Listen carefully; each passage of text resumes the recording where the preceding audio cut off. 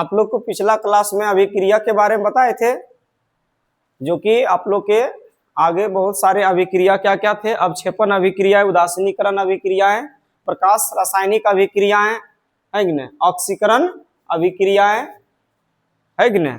ऑक्सीकरण को अवकरण अभिक्रियाएं कहलाते हैं।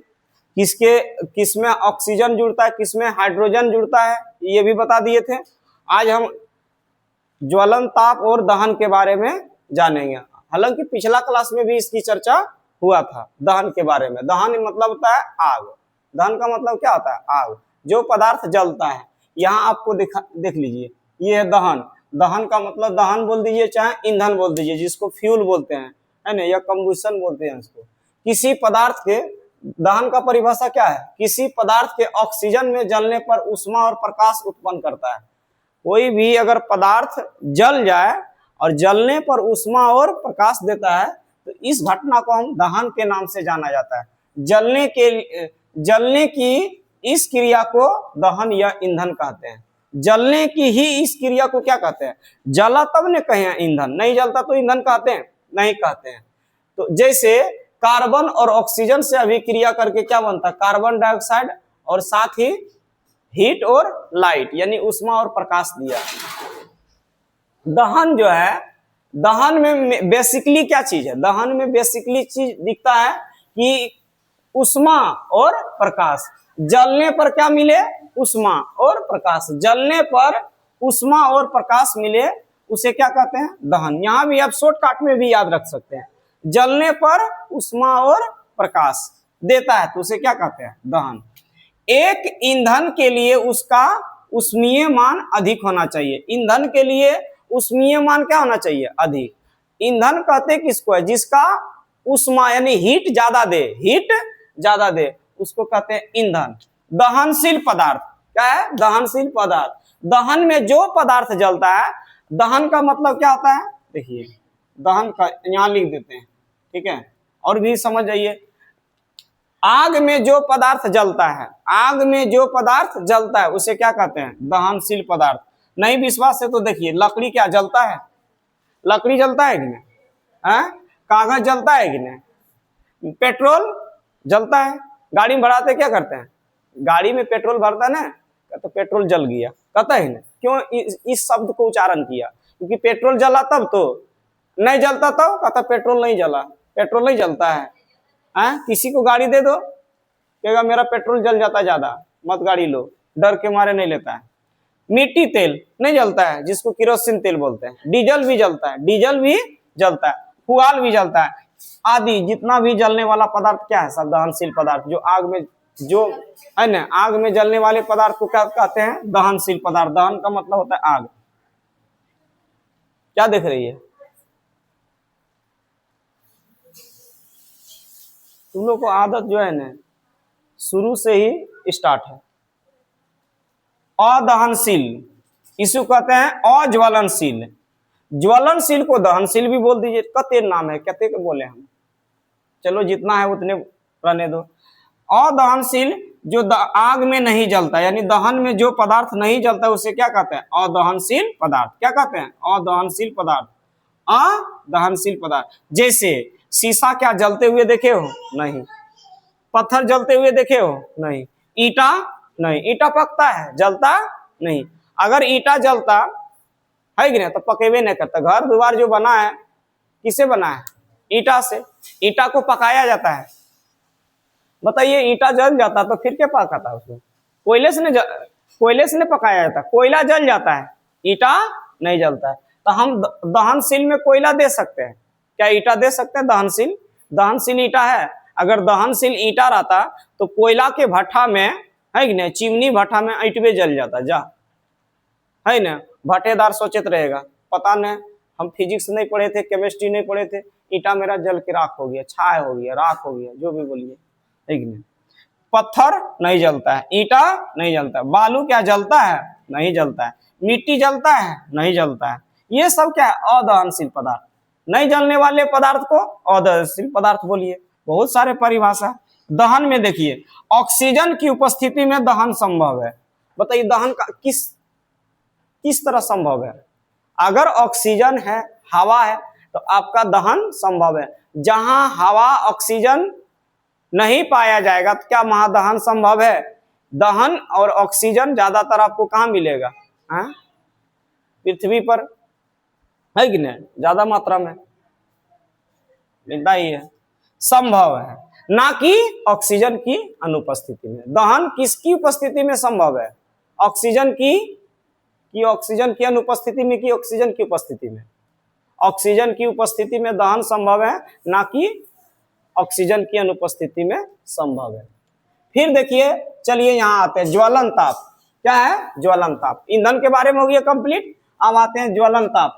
ज्वलन ताप जिस न्यूनतम ताप पर कोई पदार्थ जलना प्रारंभ करता है या शुरू करता है, ज्वलन ताप कहलाता है। जिस न्यूनतम ताप, कम से कम टेम्परेचर पर जलना शुरू करता है कोई भी पदार्थ न्यूनतम ताप, कम से कम ताप पर कोई भी पदार्थ जल जाएगा, उसको कहेंगे ज्वलन ताप। जैसे दिया सलाई, है कि नहीं? दिया सलाई जल जाता है कि नहीं? और अल्कोहल और पानी भी मिलाने से, है कि नहीं, जल जाता है, लेकिन कोई भी पदार्थ जलता नहीं है। यही थोड़ा सा प्रैक्टिकली देखा जाता है। प्रैक्टिकल तो नहीं है मेरे पास अवेलेबल, लेकिन जल्दी हो जाएगा, ठीक है, सब व्यवस्था करवा देंगे, है कि नहीं? अभी इतना प्रैक्टिकल कराएं कि यहाँ क्वेश्चन आप लोग को याद कराएं। ज्वलन ताप किस प्रकार, है कि नहीं, ज्वलन उत्पन्न किस प्रकार होता है, या ज्वलन ताप, ज्वाला, ये क्या है? ज्वाला। ज्वाला को किस तरह उत्पन्न किया जाता है, कैसे उत्पन्न किया जाता है कि नहीं? तो उत्पन्न करने का तो बहुत तरीका है ना। चिंगारी, छोटा छोटा चिंगारी देखते हो कहीं घर, है ना, कहीं अगर सूखा पदार्थ में, है ना, जंगली एरिया में, है कि नहीं, आग लग जाता है ना, थोड़ा सा चिंगारी ज्वाला उत्पन्न कर सकता है। देखिए, ज्वाला उत्पन्न करने की निम्नलिखित है, होता है। सभी दहनशील गैसें जलने पर ज्वाला उत्पन्न करते हैं। सभी जो दहनशील गैसें हैं, है कि नहीं, जो आग जो फेंकता है वो गैस में, वो क्या है? ज्वाला है। वो क्या है? ज्वाला है। और ज्वाला से ज्वालामुखी भी बनता है कि नहीं? समझ रही है? तुम लोग अभी चंद्रमुखी है, शादी ब्याह हो जाएगा तो हो जाएगी ज्वालामुखी, है कि नहीं? इसी तरह ज्वाला जैसी हो जाएगी। अधिकतर तो शादी ब्याह के बाद लड़की सब क्या होता है? ज्वालामुखी। वाह। केरोसिन और मोम जलने पर ज्वाला उत्पन्न करता है। कौन, क्या क्या जलने पर? मिट्टी का तेल और मोम का जलने पर क्या उत्पन्न कर सकता है? ज्वाला उत्पन्न कर सकता है। अरे दोनों तो ज्वलनशील पदार्थ है, और दोनों मिला के और जला दे क्या होगा? ज्वाला उत्पन्न होगा कि नहीं? दो महिला आपस में भिड़ा दे क्या होगी? दोनों तो ज्वलन चीज है, जलने वाला चीज है, एकदम मैग्मा उत्पन्न कर देगा, बड़ा बड़ा ज्वाला है ना, ज्वालामुखी निकल जाएगा वहां से। जहां महिला झगड़ेगी वहां क्या है? ज्वाला ही है। पुरुष में उतना नहीं होता है कि नहीं? थोड़ा मोड़ा झगड़ा कर लिया, बस अपना घर घुस गया। महिला देखो शाम से लेके बिहान तक एकाएक कर देता है कि नहीं? ईंधन वायु में जलाकर, है ना, ज्वाला उत्पन्न कर सकते हैं। ईंधन को, है ना, जो आग लगा हुआ चीज है कि नहीं, अगर हवा में और जलाएंगे तो क्या होगा? और धधकेगा। और क्या होगा? धधकेगा। फिर एक आगे क्या है? एलपीजी। क्या है? एलपीजी। एलपीजी की विशेषता कुछ समझ लेंगे। एलपीजी क्या होगा? क्या होगा? इसको बोलते हैं लिक्विड। क्या बोलते हैं? लिक्विड। क्या बोलते हैं? लिक्विड। Petroleum gas. क्या बोलते हैं? Petroleum gas. क्या बोलते हैं? Petroleum gas. क्या है? Liquid petroleum gas. इसको क्या बोलते हैं? द्रवित पेट्रोलियम गैस। एक चीज जानते हो, पेट्रोलियम का मतलब क्या होता है? एक चीज देखे हो कभी? पेट्रोलियम का मतलब क्या होता है? पेट्रोलियम का मतलब डीजल भी हो जाता है कि नहीं? पेट्रोल हो जाता है, पेट्रोलियम नहीं, पेट्रोल है ये। केरोसिन तेल हो जाता है कि नहीं? ये सब क्या है? पेट्रोलियम है। ये सब क्या है? पेट्रोलियम। तो इसीलिए एलपीजी में जो है एलपीजी में जो उपस्थित रहता है, तो सबसे पहले एलपीजी से एलपीजी किससे बना होता है ये बताइए। तो एलपीजी जो है, एलपीजी जो है, ध्यान दीजिएगा, एलपीजी में देखिए मीथेन रहता है, क्या रहता है, मीथेन, और क्या रहता है, एथेन, क्या रहता है, ethane, methane, ethane, propane. Methane रहता है क्या, नहीं, सीएनजी में रहता है, क्या रहता है, सीएनजी है ना। प्रोपेन रहता है, क्या रहता है, प्रोपेन। एलपीजी में क्या रहता है, प्रोपेन, है कि नहीं, क्या रहता है रे, प्रोपेन, है ना। और ब्यूटेन भी बोल सकते हैं, ब्यूटेन भी है कि नहीं, आइसो ब्यूटेन है, आइसो, है कि नहीं, ब्यूटेन, ब्यूटेन है। एथेन भी रहता है, क्या रहता है, एथेन भी रहता है, एथेन भी रहता है। देखो ब्यूटेन का सूत्र होता है C4H10, इसका भी C4H10। फर्क क्या जानते हैं, इसकी संरचना और इसकी संरचना अलग अलग होता है। एड की ब्यूटेन की संरचना और आइसो ब्यूटेन का संरचना क्या होता है, अलग होता है। फॉर्मूला सेम है, फॉर्मूला क्या है, समान है, फॉर्मूला क्या रहता है, समान, और संरचना क्या रहता है, भिन्न रहता है, संरचना क्या रहता है, भिन्न। ब्यूटेन और आइसो ब्यूटेन की संरचना भिन्न होता है, लेकिन सूत्र देखा जाए तो समान है। सामान्य सूत्र क्या है, समान। एथेन क्या है, एथेन, एथेन का फॉर्मूला क्या होता है, मीथ ईथ प्रोप ब्यूट, है ना। तो क्या हो गया, दो दूना 4, है कि ना, दो दूना 4। देखो CnH2n+2, यहाँ हो गया 2, और यहाँ हो गया दो दूना 4, 2 6, तो C2H6, C2H6, ठीक है। इसमें क्या हो जाएगा, C2H6, propane, meth eth prop but, तो ये प्रोप है, तो क्या हो जाएगा, C3H, 3 दूना 6, 2 8। ये किसका फॉर्मूला है, प्रोपेन का। ये किसका फॉर्मूला है, ब्यूटेन का। ये क्या है, आइसो ब्यूटेन का। देखिए फॉर्मूला में कोई दिक्कत नहीं। तो एलपीजी में समझ गए, एलपीजी में इतना चीज रहता है, एलपीजी में इतना। लेकिन एक चीज और क्या है, एलपीजी में सुगंधित गैस रहता है, याद है, सुगंधित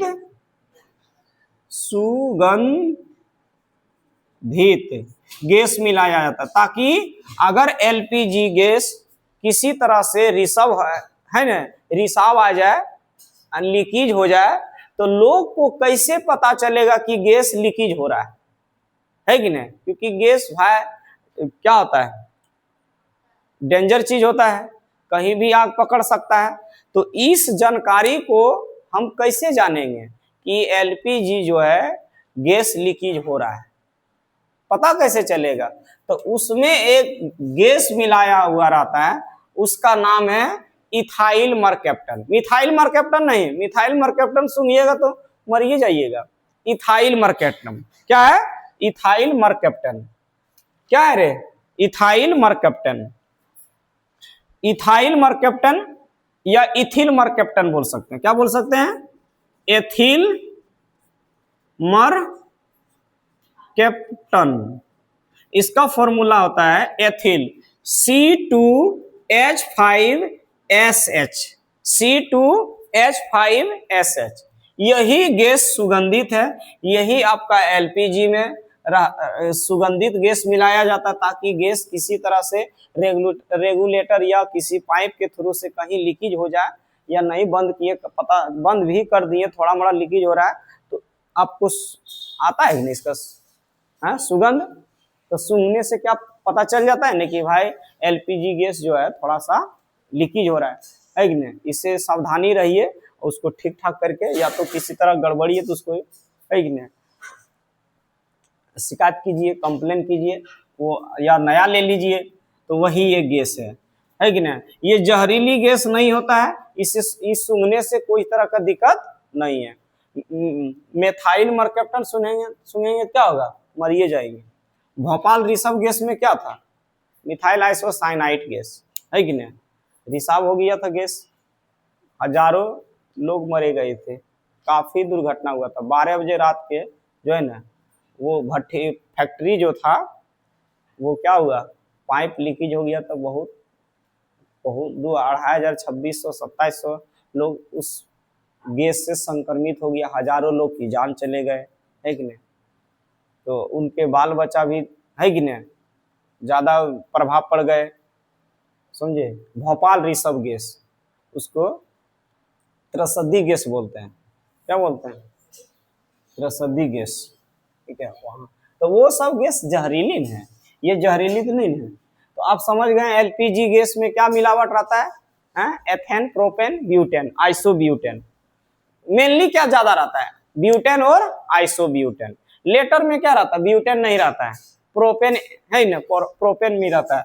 सीएनजी किसकी बनी होती है, सीएनजी गैस, है कि नहीं, ऑटो वगैरह चलता है, सीएनजी से ऑटो चलता है ना, एलपीजी से भी चलता है। जब सीएनजी से चल सकता है तो एलपीजी से भी चलता है और पेट्रोल से भी चलता है कि नहीं। इसमें मीथेन गैस रहता है, क्या रहता है, मीथेन, मीथेन रहता है, जिसको बोलते हैं CH4, क्या रहता है, CH4 को कहते हैं सीएनजी, यही मीथेन गैस रहता है इसमें, है कि नहीं, क्या रहता है, मीथेन गैस रहता है सीएनजी में। अब इसके बाद क्या है, ऑब्जेक्टिव, इसके बाद क्या है, ऑब्जेक्टिव। इसे स्मरणीय भी आप लोग पढ़ल करो, ठीक है, समझे। अनेकों शब्द के बदले एक शब्द इसमें लिख दिया है, ठीक है। उतना जो चैप्टर था, उतना बड़ा बड़ा कहानी सारा यहाँ क्या है, स्मरणीय में आपको मिल जाएगा, है कि नहीं। पहला ऑब्जेक्टिव आपका क्या है, देख लीजिए। पहला ऑब्जेक्टिव है रासायनिक अभिक्रिया को किस प्रकार व्यक्त किया जाता है, संकेत के रूप में, अनुसूत्र के रूप में, समीकरणों के द्वारा। रासायनिक अभिक्रिया को सबको पता है भाई, समीकरण के द्वारा ही उत्पन्न किया जाता है, व्यक्त किया जाता है। रासायनिक अभिक्रिया को किसके द्वारा व्यक्त किया जाता है, रासायनिक अभिक्रिया को किसके द्वारा व्यक्त किया जाता है, जल्दी बताओ, हाँ, समीकरण द्वारा, किसके द्वारा, हाँ, न तो संकेत के रूप में करते हैं, ना ही अनुसूत्र के रूप में, ना ही सरल सूत्र के रूप में, समीकरण के रूप में करते हैं।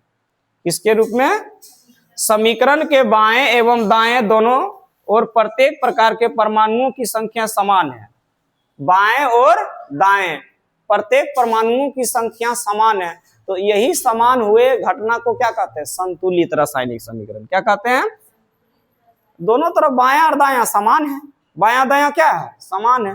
जैसे देखिए H2 और Cl2, देखो हाइड्रोजन भी दूगो है और क्लोरीन भी दूगो है, और यह हो गया 2HCl, ये भी देखो, ये भी इसका है, ये भी इसका है, तो दो दूगो हो गया ना। इसको कहते हैं संतुलित रासायनिक समीकरण। कौन सा समीकरण बोलेंगे, और यहाँ दूध देवे नहीं करेंगे तो क्या ये संतुलित कहेंगे, ये अब संतुलित हो जाएगा, क्या हो जाएगा, असंतुलित हो जाएगा। फिर अगला क्वेश्चन है कि निम्नलिखित में कौन समीकरण असंतुलित है, निम्नलिखित में कौन समीकरण असंतुलित है, बताइए कौन है इसमें, PbNO3 क्या है, PbNO3 होल ट्वाइस, क्या बोलेंगे, होल ट्वाइस।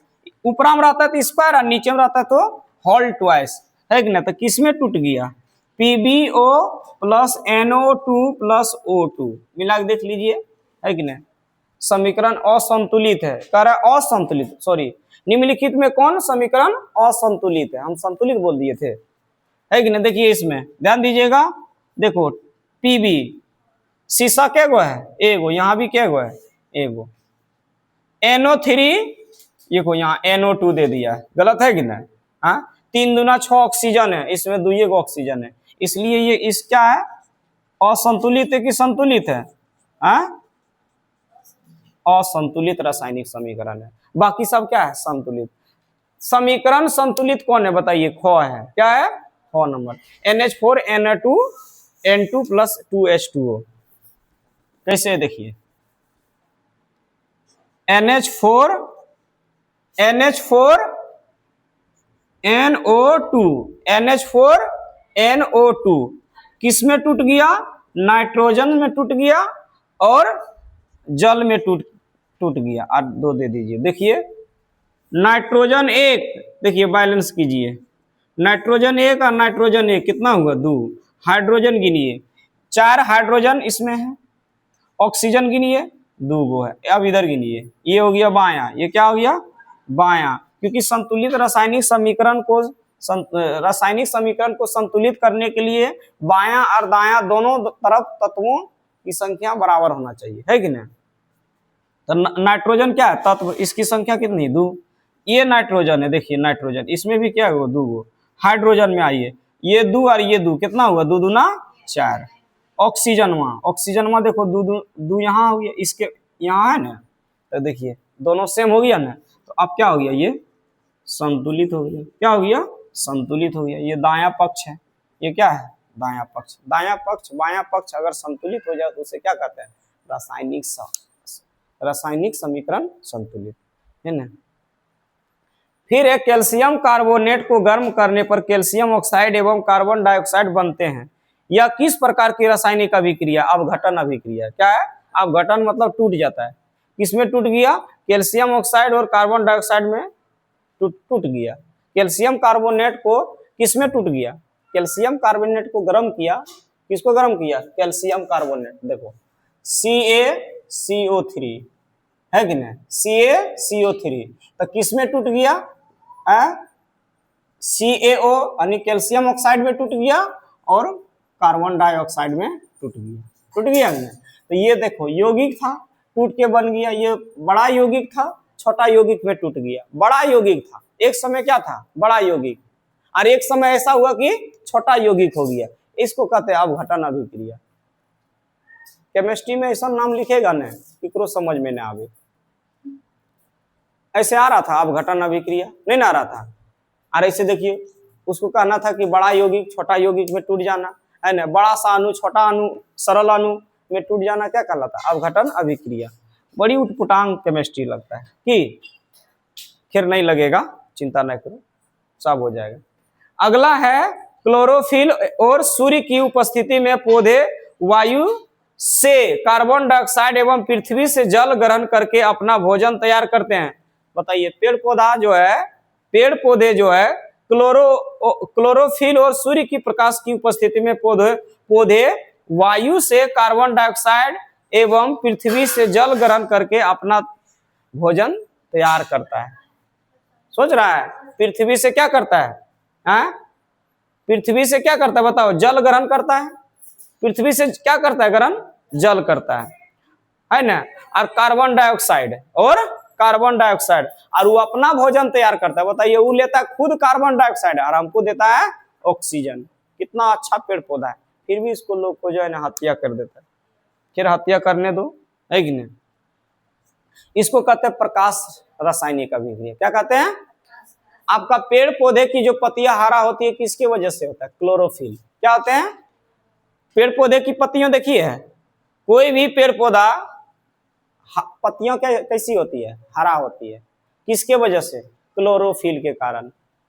क्लोरोफिल के कारण, है कि नहीं। किसके कारण? क्लोरोफिल के कारण। और देखिए फिर क्या है, वो तो हो गया। सिल्वर नाइट्रेट के जलीय विलयन में सोडियम क्लोराइड का जलीय विलयन का डालने पर अविलेय यानी घुलेगा नहीं, उसको कहते हैं अविलेय, है ना। जो पदार्थ विलयन में नहीं घुलता है ना, उसे कहते हैं अविलेय। क्लोराइड विलयन से पृथक हो जाता है, इस अभिक्रिया को क्या कहते हैं? अवक्षेपण। क्या कहते हैं? अब भाई ठोस पदार्थ है तो कैसे घुलेगा? अब हम पानी लिए, बालू डाल दिए, क्या घुल जाएगा? फिर उसको छान के अलग कर लेंगे, आटा देंगे तब नहीं घुलेगा। जो पदार्थ नहीं घुलेगा विलयन में उसी को कहेंगे अवक्षेपण। बाद में उसको निकाल लेंगे, है कि नहीं। नमक घुल जाता है, नमक घुल जाएगा तो क्या अवक्षेपण अभिक्रिया कहलाएगा? क्या अवक्षेपण अभिक्रिया कहलाएगा? जो पदार्थ विलयन में डालने पर, है कि नहीं, विलयन में डालने पर, है ना, अविलेय ही रहे, घुले नहीं, उसको अवक्षेपण अभिक्रिया। तो देखिए ऑप्शन में क्या है आपका?